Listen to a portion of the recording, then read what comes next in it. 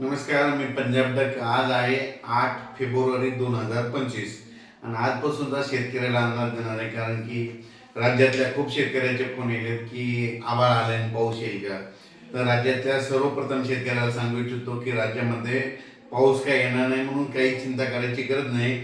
फक्त 9, 10 आणि 11 3 दिवस आणखीन ढगाळ वातावरण राहणार आहे म्हणून हे अंदाज लक्षात येतात.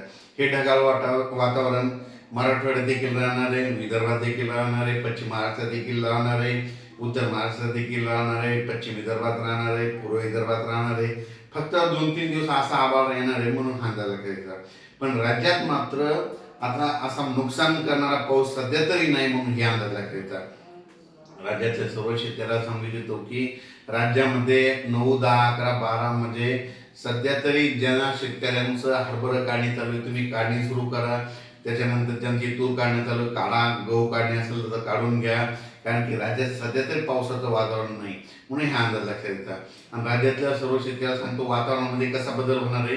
म्हणजे समजा सकाळी सकाळी तुम्हालाही सांगतो सकाळपासून ते रात्री म्हणजे पर्यंत म्हणजे असं ऊन वाढत जाणार, म्हणजे ऊन वाढत जाणार आहे म्हणून हे अंदाज लक्षात येतात. त्याच्यानंतर रात्री काय होईल 11 वाजेपर्यंत थोडी गरमी जाणार आहे म्हणून हे लक्षात येतं.